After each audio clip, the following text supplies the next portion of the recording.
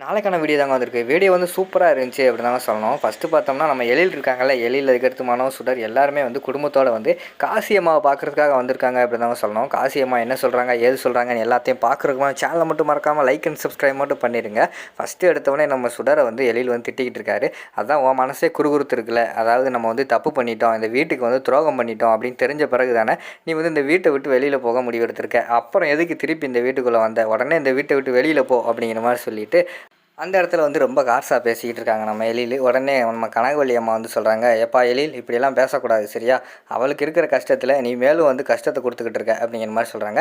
அவளுக்கு என்னம்மா கஷ்டம், ஏமாற்றிட்டு கல்யாணம் பண்ணிட்டு இப்போ நம்ம குடும்பத்தில் நம்ம குடும்பத்தில் இருந்துக்கிட்டு அவளுக்கு என்ன கஷ்டம் இருக்குது, அவளுக்கு வந்து அவள் பண்ணது தப்பு அப்படின்னு சொல்லிட்டு அவளுக்கே தெரிஞ்சிருக்கு, ஃப்ரீயாக விடுங்கம்மா, அவள் அந்த வீட்டை விட்டு போட்டோம் அப்படிங்கிற மாதிரி சொல்கிறாங்க. எப்பா நம்ம குடும்ப வழக்கம் உனக்கு தெரியுமா தெரியாதா, நம்ம வீட்டுக்கு வந்து அவள் வந்து மருமகளாக வந்திருக்கா, நம்ம வீட்டுக்கு யார் வந்தாலும் அவங்கள நம்மளாம் வீட்டை விட்டு வெளியில் அனுப்புகிற பொறுப்பு வந்து நமக்கு கிடையாது. நம்ம குலதெய்வத்தில் இருக்கிற காசியம்மா குறி சொல்லி என்ன சொல்கிறாங்களோ அதான் நடக்குன்னு உனக்கு தெரியுமில்லப்பா, அதானப்பா நம்மளோட குடும்ப வழக்கம் அப்படிங்கிற மாதிரி சொல்கிறாங்க. உடனே எழில் வந்து சொல்கிறாங்க, அம்மா நீங்கள் இவளுக்கெல்லாம் சப்போர்ட் பண்ணாதீங்கம்மா அப்படிங்கிற மாதிரி சொல்கிறாங்க. இப்போ இங்கே பாரு, நம்ம காசியம்மாட்ட போவோம், அவங்கக்கிட்ட குறி கேட்போம், அவங்க இருக்க சொன்னால் தங்க வைப்போம், இல்லைன்னா அனுப்பி விட்ருவோம்ப்பா அப்படிங்கிற மாதிரி சொல்கிறாங்க. சரிம்மா நீங்கள் சொல்கிறதும் சரிதான், ஆனால் நம்ம இனிமேலாம் வெயிட் பண்ணக்கூடாது, நம்ம உடனே நாளைக்கே வந்து கிளம்பி காசியம்மா போய் பார்க்க போகிறோம் அப்படிங்கிற மாதிரி சொல்லிக்கிட்டு இருக்கிற மாதிரி காட்டுறாங்க. அதுக்கடுத்து வந்து கனகவள்ளி அம்மா சொல்கிறாங்க, அதான் நாளைக்கு போய் பார்ப்போன்னு சொல்லிட்டோம்ல, எல்லாருமே அவங்கவுங்க ரூமுக்கு போவாங்கன்னு சொன்னோடனையும் எல்லாருமே அவங்க வந்து ரூமுக்கு போயிடுறாங்க. அதுக்கடுத்து பார்த்தா மனோவுக்கு வந்து என்ன பண்ணுறதுன்னு தெரில. இந்த கிளவி வேறு எப்போ பார்த்தாலும் வந்துக்கிட்டு ஏதாவது சொல்லி குடும்பத்தில் குட்டையை குழப்பிக்கிட்டே இருக்குது. நாளைக்கு பார்ப்போம், நாளைக்கு என்ன சொல்கிறாங்கன்னு பார்ப்போம் அப்படின்னு சொல்லிட்டு அவங்க ஒரு இடத்துல யோசிச்சுக்கிட்டு இருக்கிற மாதிரி காட்டிக்கிட்டு இருக்காங்க. மறுநாள் காலையில் எல்லாமே விடிஞ்சிருது. நம்ம ராமையா இருக்கார்ல, அவர் வந்து காரை வந்து தொடச்சிக்கிட்டு இருக்காரு. அந்த இடத்துக்கு தான் நம்ம சுடர் வந்து போகிறாங்க. போயிட்டு, ராமையா நான் அவங்ககிட்ட ஒன்று கேட்கணும், எல்லாருமே காசியம்மான்னு சொல்கிறாங்களே அது யார் அப்படிங்கிற மாதிரி கேட்காங்க. அதுவாம்மா, அது வந்து குலதெய்வம் கோயிலில் இருக்கிற ஒரு சாமியார் மாதிரிமா, அந்த ஊருக்கு அவங்க தான் குறி சொல்லுவாங்க, எல்லாத்துக்குமே குறி சொல்லுவாங்க. அதனால் நம்ம கனகவள்ளி அம்மா இருக்காங்கள்ல, அவங்களுக்கு வந்து அவங்க சொன்னால் அது அப்படியே நடக்கணுன்ட்டு அவங்க வந்து ஒரு விருப்பப்படுவாங்க. அது மட்டும் இல்லாமல் எழில் ஐயாவும் நம்ம இந்து மேடமும் லவ் பண்ணாங்க. அவங்க லவ் பண்ணியுமே நம்ம கனகவள்ளி அம்மா வந்து காசி அம்மா கிட்டே போய் வந்து குறி கேட்டாங்க. அவங்க வந்து குறி கேட்டு அது சரின்னு சொன்னதுக்கப்புறம் தான் அவங்களுக்கே கல்யாணத்துக்கே ஒத்துக்கிட்டாங்கம்மா. அந்தளவுக்கு வந்து கனகவள்ளி அம்மாவுக்கு வந்து அவங்க மேலே ஒரு நம்பிக்கை இருக்குது அப்படிங்கிற மாதிரி சொல்கிறாங்க. அப்படியா அப்படின்ட்டு சுடர் கேட்டுக்கிட்டு இருக்காங்க. சுடர் நீ ஒன்றும் கவலைப்படாத, இன்னும் கொஞ்சம் நேரத்தில் அங்கே போயிடுவோம், அதான் கிளம்பிட்டோம்ல அப்படிங்கிற மாதிரி சொல்லிகிட்டு இருக்காங்க. அந்த நேரத்தில் இந்து வந்து வராங்க. சுடர் என்னங்க என்ன எங்கே போகிற அப்படிங்கிற மாதிரி கேட்டவனையும், இல்லைக்கா ஏதோ காசியம்மான்னு ஒருத்தவங்க இருக்காங்களாம்ல அப்படிங்கிற மாதிரி சொன்னோன்னே, ஆமாம் அந்த குலதெய்வம் கோயிலில் இருக்காங்க அப்படிங்கிற மாதிரி சொல்கிறாங்க. அக்கா உங்களுக்கு எப்படி தெரியும் அப்படிங்கிற மாதிரி கேட்டவனே, இல்லை என் ஃப்ரெண்டு இந்து இருக்காள், அவள் அடிக்கடி சொல்லுவா, அதை வச்சு தான் எனக்கு தெரியும் அப்படிங்கிற மாதிரி சொல்கிறாங்க. ஓகேக்கா அங்கே தான் போகிறோன்னு சொல்லிக்கிட்டு இருக்காங்க அப்படிங்கிற மாதிரி சொல்கிறாங்க.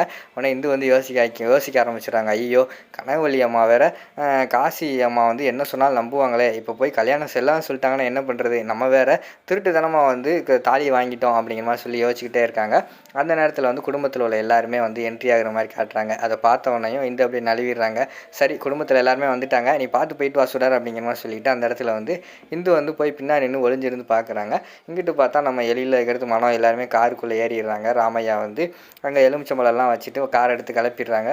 அதுக்கடுத்து வந்து நம்ம இந்து வந்து யோசிச்சுக்கிட்டு இருக்காங்க, காசி அம்மா வேறு அந்த ஊரில் இருக்காங்களே, அந்த ஊருக்கு கூட நம்மளால் போக முடியாது, அவங்க என்ன சொல்ல போகிறாங்களோ அப்படின்னு சொல்லிட்டு இந்து யோசிச்சுக்கிட்டு இருக்கிற மாதிரி காட்டுறாங்க. டக்குன்னு அங்கே பார்த்தா காசி அம்மாவுக்கு வந்து ஒரு என்ட்ரி கொடுக்காங்க. குறி சொல்கிறாங்கல்ல, அவங்களுக்கு வந்து என்ட்ரி கொடுக்காங்க. அங்கே பார்த்தா ஒருத்தன் வந்து ஸ்கூலுக்கு போகிற பிள்ளை கழுத்தில் வந்து தாலியை கட்டி விட்டு நின்றுட்டு இருக்கான். உடனே அவன் வந்து சொல்கிறான், என்ன எவ்வளோ நேரம் வெயிட் பண்ணுறது, டக்குன்னு வர சொல்லுங்கள் அப்படிங்கிற மாதிரி சொல்கிறாங்க. யாரை பார்த்து என்னடா சொல்லிகிட்டு இருக்க, இந்த ஊருக்கே குலதெய்வமாக இருக்கிற காசி அம்மாவே நீ இப்படி சொல்கிறியா அப்படின்னு சொல்லிட்டு காசி அம்மாவுக்கு வந்து ஒரு பெரிய பில்டப் கொடுக்குற மாதிரி காட்டிகிட்டு இருக்காங்க. இங்கே அவங்க வந்து குறி சொன்ன பிறகு தான் இது வந்து உன் பொண்டாட்டியா இல்லையான்னு தெரியும் அப்படிங்கிற மாதிரி ஊர் பெரியவங்கலாம் சொல்கிறாங்க. அந்த நேரத்தில் காசி அம்மா வந்து சாமி ஆடிட்டு என்ட்ரி கொடுக்குற மாதிரி காட்டுறாங்க. ஒரு பயங்கரமாக பாட்டை போட்டு சாமியெல்லாம் ஆடுறாங்க. ஆடிட்டு அவங்க வந்து வந்தவனே சொல்கிறாங்க, ஊரில் உள்ளவங்கெல்லாம் சொல்கிறாங்க, அம்மா இவன் தாம்மா நம்ம கருப்பையா பிள்ளை இருக்குல்ல, அவள் வந்து ஸ்கூலுக்கு போகிறப்ப தாலி கட்டிட்டாமா அப்படிங்கிற மாதிரி சொல்கிறாங்க. கேட்டால் அது வந்து எனக்கு முறை பொண்ணு, நான் அப்படி தான் கெட்டுவேன் அப்படிங்கிற மாதிரிலாம் சொல்கிறாம்மா அப்படிங்கிற மாதிரி சொல்கிறாங்க. உடனே காசி அம்மா வந்து கேட்காங்க, என்னடா அந்த பிள்ளைக்கு விருப்பம் இல்லாமல் அவள் கழுத்தில் தாலி கட்டியிருக்கியா, ஏன்ட்டையும் ஒரு வார்த்தையோடு சொல்லலை அப்படிங்கிற மாதிரி சொல்கிறாங்க. யார்கிட்டையுமே சொல்லணும்னு அவசியம் கிடையாது, அவன் எனக்கு முறப்பொண்ணு அப்படிங்கிற மாதிரி சொல்கிறாங்க. ஏன்டா முறப்பொண்ணா என்னனாலும் செய்வியாடா, ஏமா உனக்கு வந்து அவங்க கூட சேர்ந்து வாழ விருப்பமாம்மா அப்படிங்கிற மாதிரி கேட்காங்க.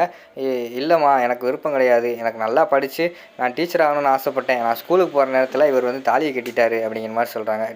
அந்த தாலியை கழட்டி அந்த செம்பில் போடுங்கடா அப்படிங்கிற மாதிரி சொன்னோடனே அந்த பொண்ணு வந்து தாலியை கழட்டி கொடுக்காங்க, அது செம்பில் போட்டுறாங்க. இங்கிட்டு பார்த்தா பார்த்தா மாப்பிள்ளைக்காரன் வந்து தாலி கழட்டாத தாலி கழட்டான்னு சொல்கிறான். டேய் இனிமேல் உனக்கு இந்த ஊரில் இடம் கிடையாதுடா, இந்த ஊர் பொண்ணு கிடையாது, இந்த ஊர் மண்ணை கூட உன்னால் எடுக்க முடியாது, ஓடிடுறான் அந்த ஊரை விட்டு, இல்லைன்னா உன்னை சும்மா விட மாட்டேன் அப்படிங்கிற மாதிரி சொல்லி அவனை வந்து அடித்து வரட்டி விட்டுறாங்க.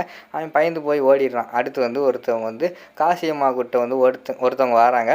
அம்மா சென்னையிலேருந்து உங்களை பார்க்குறதுக்காக கனகவல்லி அவங்க குடும்பம் வந்திருக்கு அப்படின்னு சொன்னோடனே காசியம்மா மூஞ்சில் ஒரு சிரிப்பு காட்டுறாங்க. டக்குன்னு வந்து நம்ம கனகவல்லி அம்மா குடும்பத்தில் எல்லாருமே வர்றாங்க. வந்தவொடனே வாமா இப்போ தான் வந்தியா அப்படிங்கிற மாதிரி கேட்டவொடனே ஆமாம்மா ஒரு பிரச்சனை அதான் வந்திருக்கோன்னு சொன்னோடனையும் நம்ம சுடர் அதுக்கடுத்து எழில் இருக்காங்க 2 பேர் காலில் விழுந்து ஆசீர்வாதம் வாங்கிக்கிறாங்க. சரி வாங்க வீட்டில் போய் பேசுவோம்னு சொல்லிட்டு வீட்டுக்கு கூப்பிட்டு போகிறாங்க. வீட்டில் போகிறவொடனே என்னடாச்சு சொல்லுங்கள் அப்படிங்கிற மாதிரி சொன்னவொடனையும் கனகவல்லி அம்மா தான் சொல்கிறாங்க, நடக்காதெல்லாம் நடந்து போயிடுச்சுமா அப்படிங்கிற மாதிரி சொல்லிவிட்டு என்னடாச்சு அந்த இந்த பொண்ணு தான் சுடர், இந்த பொண்ணு தான் வந்து மணமேடையில் வந்து எழில் கையால் வந்து தாலி வாங்கிட்டா அப்படின்னு சொல்லிட்டு கல்யாணம் நடந்துச்சுல, அவங்க கல்யாணம் நடந்தது எப்படி மூஞ்சியை மூடிட்டெல்லாம் வந்து உட்காந்தாங்க.